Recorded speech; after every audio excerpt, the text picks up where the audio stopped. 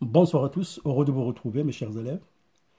Alors dans cette capsule, on va terminer pratiquement cette voie métabolique qui est la respiration cellulaire par le dernier paragraphe où nous allons étudier la chaîne respiratoire. Alors pour visualiser les vidéos précédentes, bien sûr, je vous invite à visualiser votre chaîne Fardari Channel.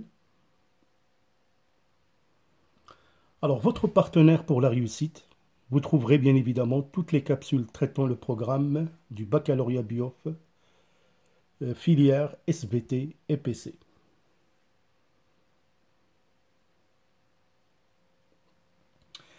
Bien sûr, vous pouvez choisir votre pack, le pack BIOF pour les trois matières, maths, physique, chimie et SVT. Pour toute information, contactez ce numéro.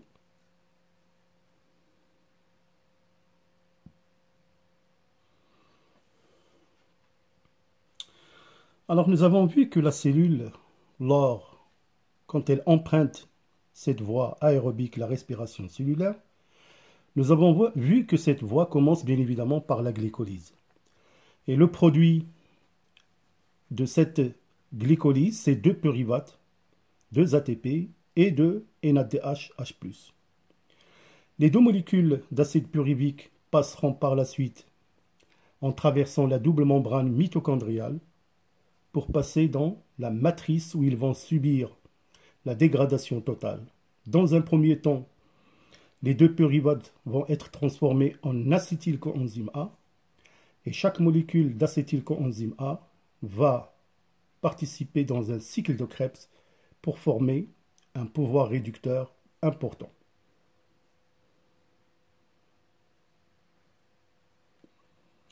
Donc voilà, je rappelle la transformation des deux molécules d'acide pyruvique en acétylcoenzyme A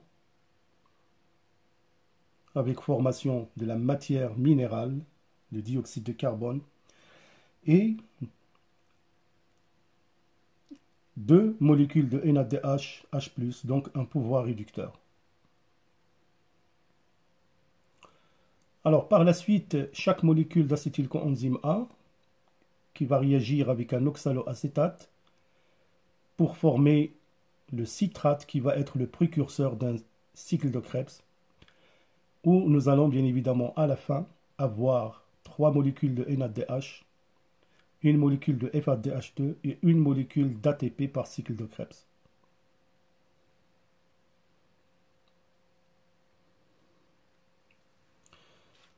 Alors donc, pour comprendre cette chaîne respiratoire, je crois qu'il est préférable déjà de faire une petite distinction dans la composition de la double membrane mitochondriale. Nous avons déjà vu dans l'ultrastructure de la mitochondrie que cet organite a une membrane externe et une membrane interne. Alors, quand on compare ces deux membranes, qu'est-ce qu'on remarque? On remarque d'une part que la membrane externe contient 62% de protéines, qui sont des protéines membranaires, et 38% de lipides en général, qui sont des phospholipides. Alors, quand on examine la structure de la membrane interne, on trouve que les protéines représentent 80%, donc il y a un certain pourcentage de plus. Les lipides représentent 20%. On trouve de nombreuses enzymes, en particulier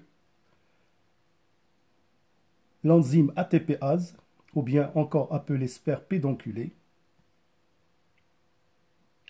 Alors, ces protéines un peu particulières, ce sont les protéines qui constituent la chaîne respiratoire. Bien évidemment, dans la matrice mitochondriale, on trouve du coenzyme A, des acides carboxyliques de cycle de Krebs, des enzymes, les transporteurs d'électrons, les NAD et les FAD, de l'ATP, de l'ADP, du PI et du pyruvate. Plus, bien évidemment, nous avons déjà vu qu'il y a la présence de l'ADN au sein de la matrice mitochondrienne.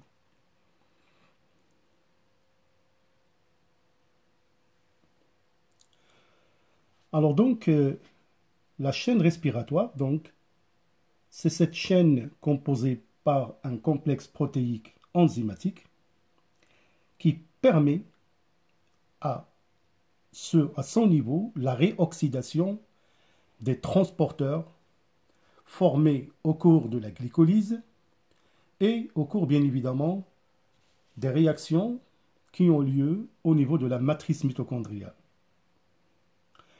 Alors là, ce complexe protéique se présente schématiquement par le schéma suivant. Vous pouvez parfaitement voir un ensemble de protéines T1, T2, T3, T4, T5, T6. Et qu'est-ce qu'on remarque? On remarque d'une part que le transporteur NADH, H+, va être réoxydé en NAD+, au niveau du complexe T1. Normalement, les noms, je vais vous les citer, mais vous n'êtes pas censé vraiment les connaître pour cette année. Donc, qui va libérer ces électrons qui vont être transférés au complexe T3, alors que le transporteur EPA-DH2 va être réoxydé au niveau du transporteur T2, qui va aussi libérer ses électrons à T3. Ces électrons vont passer à T4, T5 et arriver en T6. À ce niveau-là, vous allez avoir un accepteur final. C'est quoi? Ou plutôt c'est qui? C'est bien évidemment l'oxygène. Donc, c'est au niveau de la chaîne respiratoire que l'oxygène joue le rôle d'accepteur final des électrons. Je tiens aussi à attirer votre attention que ces réactions de réoxydation, ce sont des réactions exergoniques, c'est-à-dire qui dégagent une énergie importante, de telle sorte que cette énergie va servir comme une source d'énergie, et cet transporteur va jouer le rôle d'une pompe à protons qui va laisser des protons passer dans l'espace intermembranaire. Donc, il y a dans certains ouvrages, ils disent aussi qu'il y a passage des protons au niveau de T2. Non. En général, la réaction, nous verrons ça dans un instant, il est moins exergonique.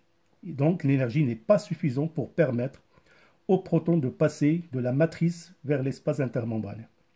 Par contre, le phénomène est observé au niveau de T4 et au niveau de T6 qui joue le rôle de pompe à protons. Donc, nous allons bien évidemment voir un gradient en concentration de protons H+, qui va se former dans l'espace intermembranaire, d'où un changement du pH de part et d'autre, la matrice et l'espace intermembranaire.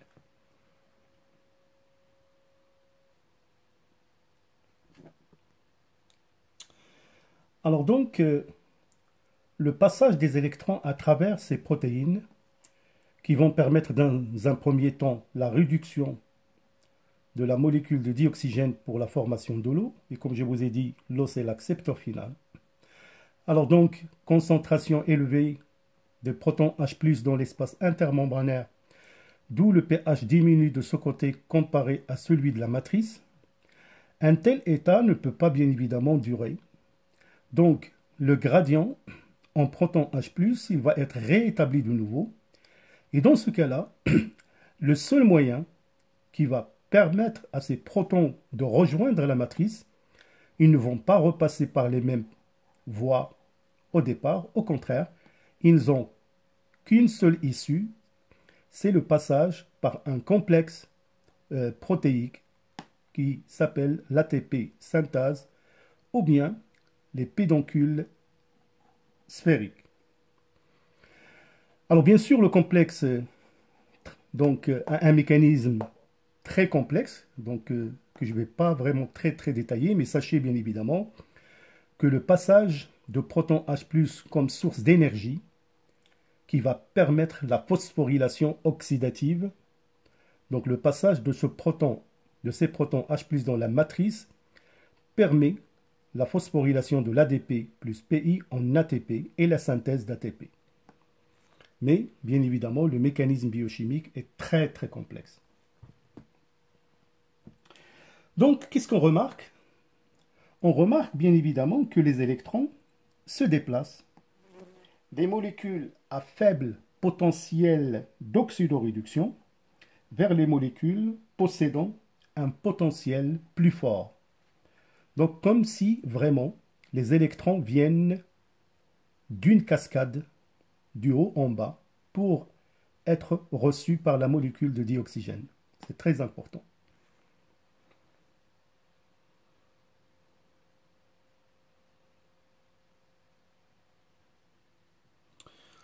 Donc voilà, donc retenez un petit peu, grosso modo, ces détails qui vous seront certainement utiles pour traiter des questions qui traitent ce chapitre qui est très intéressant, comme je vous ai dit.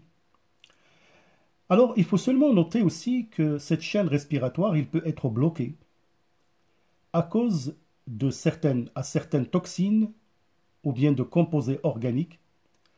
Donc, supposons que c'est l'un de ces complexes enzymatiques ou protéiques est bloqué pour une raison quelconque, tout dépend bien évidemment des cas. La chaîne respiratoire est bloquée et par suite, la synthèse de l'ATP est bloquée, ce qui rend bien évidemment la cellule dans un état vraiment délicat. Pour survivre, la cellule peut emprunter la voie fermentaire, mais parfois ça peut causer des grands problèmes.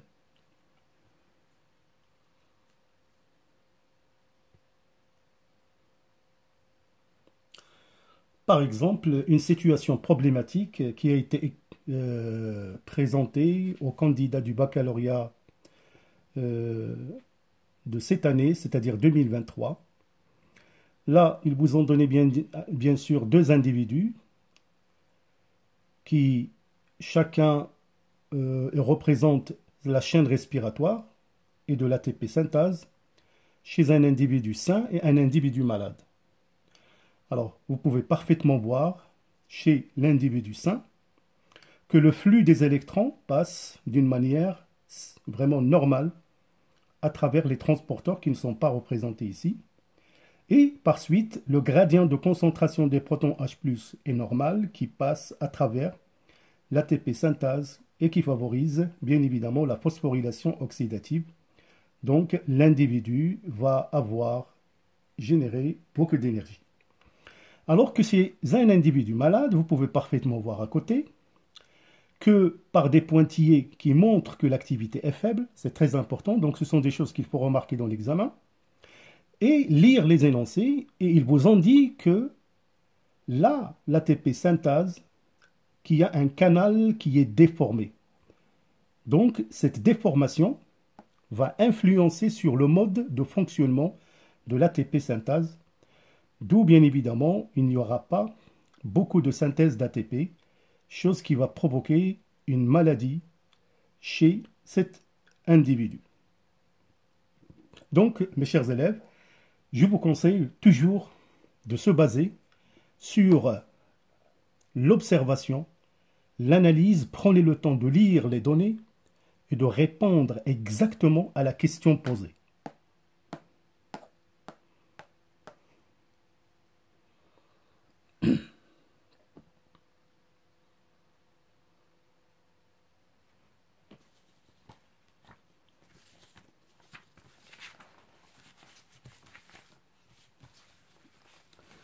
Alors donc, comme vous pouvez voir,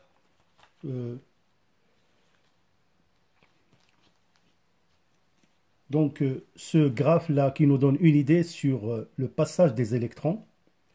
Donc les électrons qui se déplacent des molécules à faible potentiel d'oxydoréduction vers les molécules possédant un potentiel plus fort.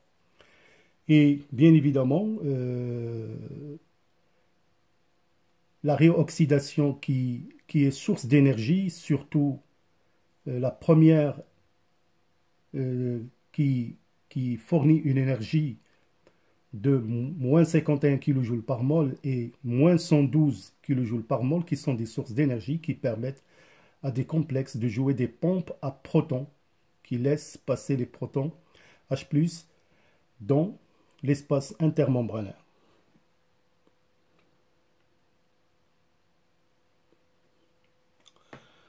Alors bien sûr, pour mieux comprendre la chaîne respiratoire, vraiment il est préférable de revoir cette animation qui va vous permettre de mieux mémoriser vraiment les étapes essentielles et les étapes vraiment importantes à retenir pour traiter des problématiques scientifiques.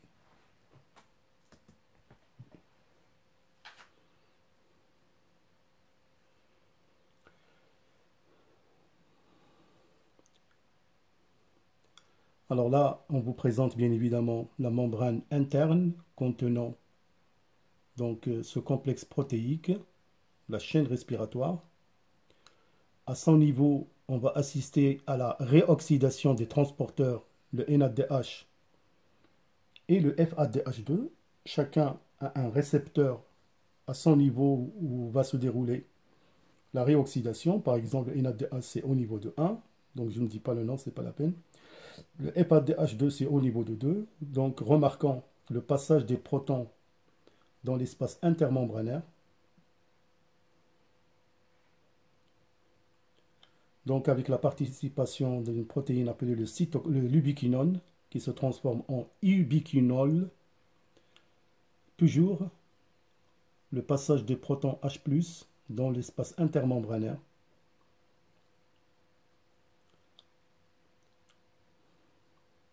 Avec la formation d'un gradient. Maintenant, c'est le FADH2 à son tour qui va être réoxydé. Et bien évidemment, l'accepteur final, c'est l'eau.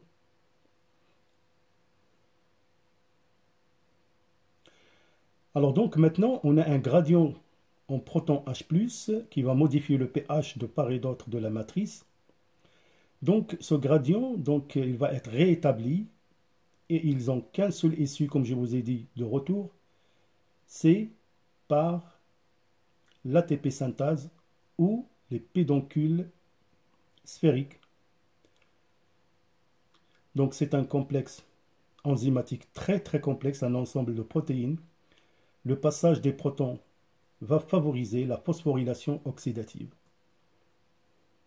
Notez mes chers élèves, comme je vous ai dit, qu'il y a des composés ou des toxines qui peuvent bloquer cette chaîne respiratoire. Alors donc, il faut noter que l'oxydation d'une seule molécule de NADH, H+, il libère 3 ATP. Une molécule de FADH2 libère 2 ATP. Alors, faisons maintenant un petit bilan. Donc, le nombre d'ATP synthétisés. Nous avons vu qu'au cours de la glycolyse, donc on a 2 ATP plus 2 NADH, donc ça fait 2 plus 6 ATP, ça fait 8. Et au niveau de la matrice mitochondriale, on a eu la formation de 8 molécules de NADH x 3, ça fait 24. De FADH2, ça fait 4, donc au total 28, plus 2 ATP, ça fait 30 ATP. Donc, on peut déduire que la respiration cellulaire produit 38 molécules d'ATP, sauf qu'il y a parfois des différences, par exemple au niveau des muscles. Le système nerveux, les cellules produisent 36 ATP. Cette différence, il est observée seulement au niveau des 2 NADH qui sont formés dans le hyaloplasme, suivant le genre de navette, c'est-à-dire dans les cellules musculaires et au niveau du système nerveux, normalement, les 2 protons et électrons du NADH ils sont acceptés par une molécule FAD. C'est pour ça qu'on obtient 36 ATP. Mais peu importe ces différences, nous verrons ça quand on va détailler les navettes. Mais dans l'examen, soit vous faites 38 ou 36 ATP, en général, c'est correct. Alors bien sûr, il faut établir la réaction bilan qui est la suivante. Et nous verrons bien sûr, mes chers élèves, que quand on va étudier le muscle squelettique, que ces réactions sont accompagnées par une élimination d'énergie sous forme de chaleur. Voilà, donc je vous ai dit que certaines cellules comme le muscle, les reins et le cerveau, au lieu de 38, ils forment 36 ATP, tout dépend des navettes utilisées. Parce que, comme je vous ai dit, grosso modo, les NADH vont passer dans la matrice mitochondriale. Si l'accepteur est le FAD, ici pour ces cellules-là, donc, et comme de FAD, c'est 4 ATP, donc on va trouver 36 ATP. C'est très important si vous voulez savoir plus. Alors maintenant, on va faire une mesure calorimétrique de l'énergie potentielle du glucose. Alors tout simplement, il faut noter que la combustion en bombe calorimétrique sous pression atmosphérique à 25 degrés, le glucose, il libère l'énergie contenue entre les liaisons des atomes qui est évaluée à 2840 kJ par mol, alors que l'hydrolyse d'ATP libère 30,5 kJ. Donc, on peut vraiment évaluer le rendement. Alors, donc, pour calculer le rendement, donc, on a une mole de glucose libère 2840 kJ, une mole d'ATP 30,5 kJ, donc le rendement, c'est 38 ATP multiplié par 30,5 sur 2840 multiplié par 100. Donc, vous allez trouver un pourcentage aux alentours de 42%. Donc, on remarque ici une chose importante, qu'une grande partie de l'énergie est perdue sous forme de chaleur. Voilà, donc je crois que ce chapitre est terminé. Et pour évaluer vos compétences, mes chers élèves, je vais vous proposer bien sûr des exercices traitant une partie appelée restitution de connaissances et une partie analyse scientifique et interprétation graphique. Voilà, donc j'attends vos commentaires. N'oubliez pas votre participation opaque de l'excellence. Et pour toute information, vous pouvez me contacter au numéro suivant. Nous n'avons qu'un seul objectif, le bac avec mention que vous méritez. Je vous remercie pour votre aimable attention. Donc je vous donne rendez-vous pour bientôt pour des capsules traitant des exercices. D'ici là, portez-vous bien. À bientôt.